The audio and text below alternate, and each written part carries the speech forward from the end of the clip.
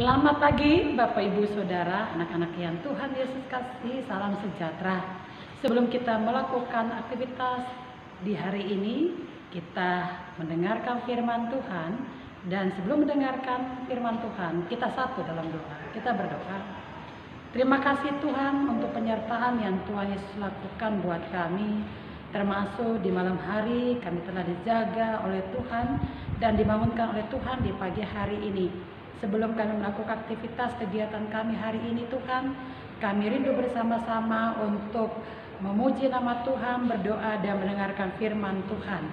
Biarlah Tuhan juga bersama dengan kami, dengan kuasa roh Tuhan sendiri, agar supaya juga dapat membantu kami untuk kami memberikan sukacita hati kepadamu Tuhan, bahkan juga mendengarkan firman Tuhan dengan baik dan menjadikan firman-Mu sebagai bekal untuk kami melakukan segala kegiatan kami hari ini dan kami boleh menyenangkan hati Tuhan.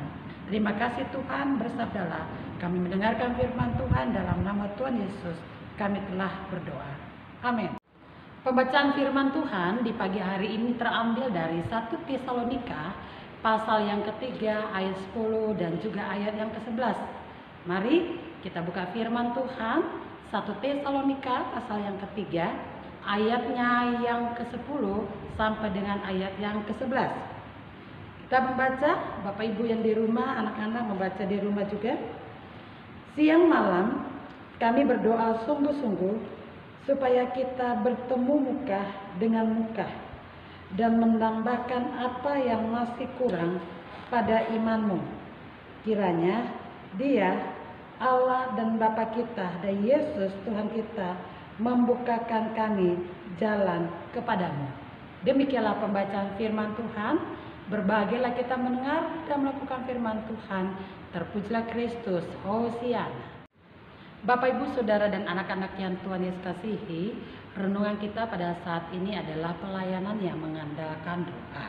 Nah, dalam firman Tuhan tadi dalam ayat 10 dan juga ayat 11 sampaikan bagaimana Rasul Paulus juga berdoa secara sungguh-sungguh untuk jemaat, dalam hal ini adalah jemaat di Tesalonika. Dia berdoa untuk bisa kerinduannya terjawab, bertemu dengan jemaat Tesalonika yang ada, bertemu muka dengan muka, dan tidak hanya sekedar bertemu.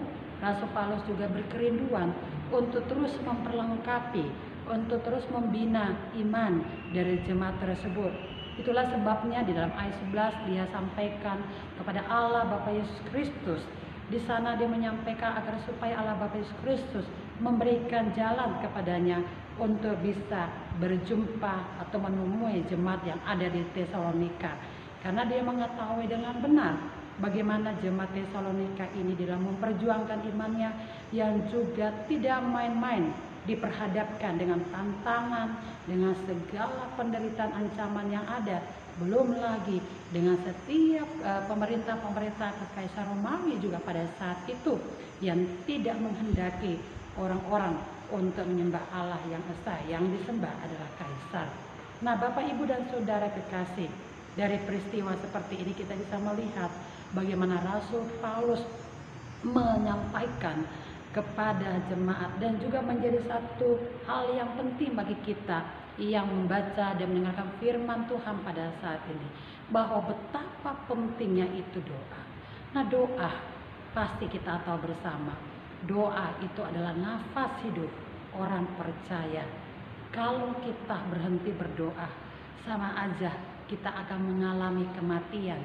Kematian dalam arti kerohanian kita, secara batin kita akan mengalami kematian. Karena kita tidak pernah lagi melakukan suatu hubungan yang benar kepada Allah yang kita sapa dalam nama Tuhan Yesus Kristus.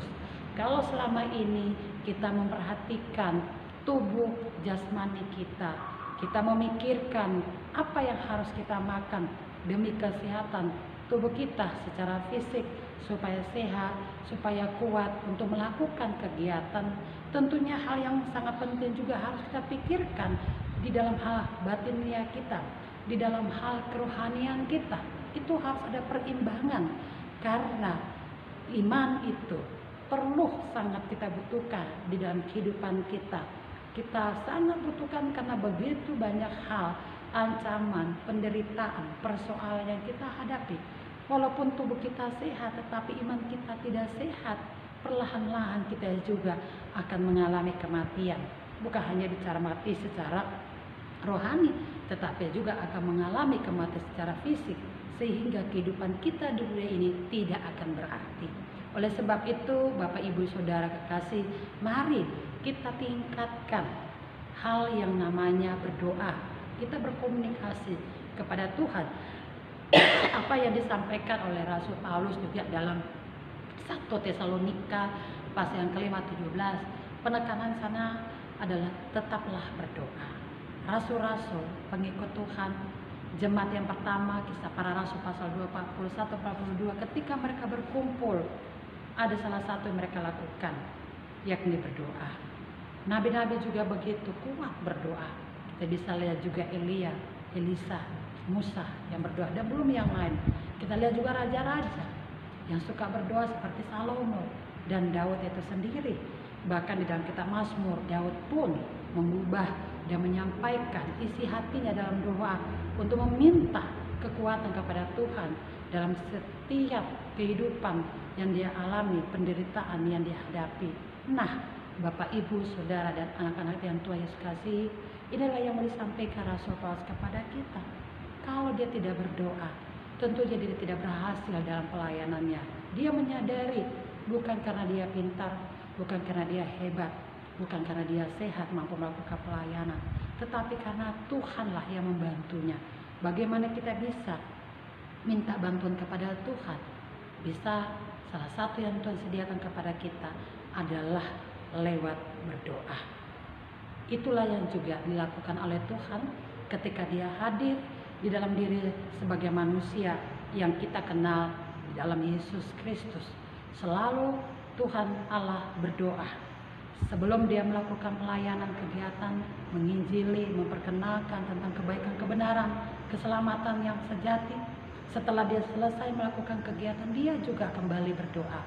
Bahkan dalam Taman Getsemani dia berdoa untuk menghadapi pergumulan penderitaan yang akan sangat mengerikan yang akan dia hadapi di kayu salib. Di minggu yang kemarin, Bapak, Ibu, dan Saudara, di hari Rabu, hari Kamis, di situ kita diajar tentang hari doa sedunia. Apalagi dengan keadaan seperti ini, GPIB ya setiap tahun melakukannya namanya hari doa sedunia bersama-sama.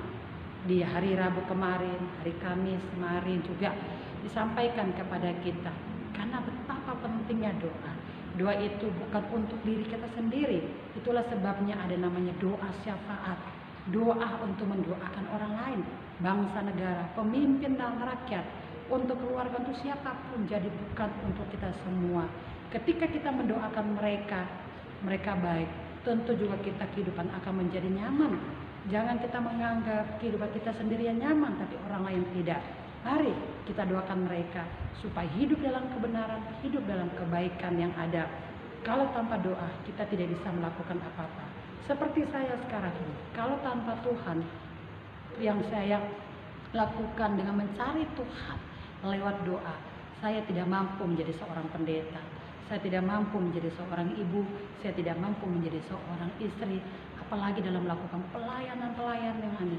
Semuanya ini karena kemurahan, semuanya ini karena anugerah Tuhan.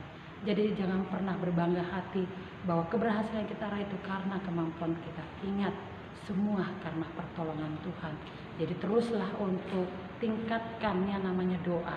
Bangun pagi kita berdoa, melakukan kegiatan, mau makan, mau bepergian, mau istirahat, kita selalu berdoa agar supaya kita selalu ada hubungan dengan sang sumber kehidupan kita, yakni Yesus Kristus, yang akan memberikan pencerahan dalam pikiran kita untuk dengan tepat benar kita lakukan di dalam tindakan kita, dan itu pun akan menjadi berkat bagi sesama. Tingkatkan dan lakukan di dalam kehidupan keluarga dulu, baru di tengah-tengah kehidupan orang lain. Selamat terus meningkatkan berdoa. Tuhan memberkati kita semuanya. Amin. Bapak, Ibu, Saudara, seperti firman Tuhan tadi, kita harus berdoa. Dan sekarang ketika kita sudah menyelesaikan membaca, mendengarkan firman Tuhan, mari saja kita kembali berdoa. Kita berdoa. Terima kasih Tuhan untuk firman yang Tuhan ajarkan kepada kami, yang mengingatkan kami bahwa pentingnya berdoa, karena dengan doa kami boleh berkomunikasi dengan Tuhan, kami boleh menyampaikan isi hati kepada Tuhan, mendapatkan kekuatan, pencerahan, bahkan juga tahu apa yang Tuhan kehendaki untuk kami lakukan. Biarlah kami tidak malas lagi berdoa, tetapi kami tingkatkan kerajinan kami untuk terus berdoa. Apalagi kami sebagai orang tua, ajari kami untuk menjadi contoh dan teladan bagi anak-anak, bagi cucu, bagi seluruh seisi rumah tangga kami Tuhan, supaya mereka juga berdoa di hadapan-Mu, karena betapa pentingnya berdoa itu dalam mencari Tuhan, dan akhirnya mereka bisa kuat, mampu menjalani kehidupan mereka dalam usia-usia mereka, anak-anak kami, cucu kami, bahkan juga orang-orang dewasa yang hidup bersama dengan kami. Mereka pun bisa berkomunikasi dengan baik dengan orang yang lain dan siap untuk menghadapi tantangan berikutnya. Terima kasih Tuhan, berkati pelayan-pelayanan yang ada di muka bumi ini, di Indonesia, di Mataram, bahkan kami yang ada di GPIB Immanuel Bung Karno Mataram. Berkati kami semuanya Tuhan, dengan gereja-gereja yang lain ada, agar supaya kami terus menjadi contoh Tuhan untuk hidup dalam persekutuan, dalam doa, rajin membaca firman Tuhan, hidup di dalam persekutuan, di dalam kasih, sehingga di sini mereka akan belajar melihat masyarakat dan mereka akan mengenal Tuhan sebagai juru selamat kehidupan mereka juga. Kami akan melakukan aktivitas selanjutnya. Tuhan berkati kami Tuhan, supaya aktivitas ini kami kuat dan kami mampu. Kami boleh tersenyum dan bahagia walaupun pahitnya kehidupan, tapi kami percaya berkat-berkat Tuhan hadir dalam pekerjaan usaha dan pelayan kami, dan itu menjadi nikmat bersama di tengah keluarga kami, di tengah kehidupan di dalam masyarakat, dan juga di tengah-tengah pelayan kami. Terima kasih Tuhan, berkati masyarakat Indonesia kami, pemimpin dan semuanya, bahkan dunia yang ada. Biar kami tetap bersatu padu Tuhan untuk menyelesaikan masalah yang ada, dan kami percaya dengan banyaknya doa dari orang-orang yang benar di hadapan-Mu Tuhan, masalah pasti akan selesai, termasuk pandemi COVID-19. Ampuni kami Tuhan, inilah doa kami. Terimalah doa kami yang kami panjatkan kepada Tuhan Yesus Kristus yang pernah mengajar kami berdoa. Bapa kami yang di sorga, dikuduskanlah nama-Mu. Datanglah kerajaan-Mu, jadilah kehendak-Mu di bumi seperti di sorga. Berikanlah kami pada hari ini makanan kami yang cukupnya. Ampuni kami akan kesalahan kami, seperti kami juga mengampuni orang bersalah kepada kami. Janganlah membawa kami ke dalam pencobaan, tapi lepaskan kami daripada yang jahat. Karena Engkaulah yang mempunyai kerajaan dan kuasa dan kemuliaan sampai selama-lamanya. Amin. Arahkan hati dan pikiran kepada Tuhan, dan terimalah berkat Tuhan. Anugerah Yesus Kristus, pengasihan dari Allah Bapa di sorga, dan persekutuan Roh Kudus dalam Tritunggal yang Esa memberkati kehidupan Bapak Ibu dalam kebersamaan dengan keluarga, dalam di tengah pekerjaan, di tengah masyarakat, dan juga kepada bangsa negara, termasuk dalam pelayanan, dimulai dari sekarang sampai selama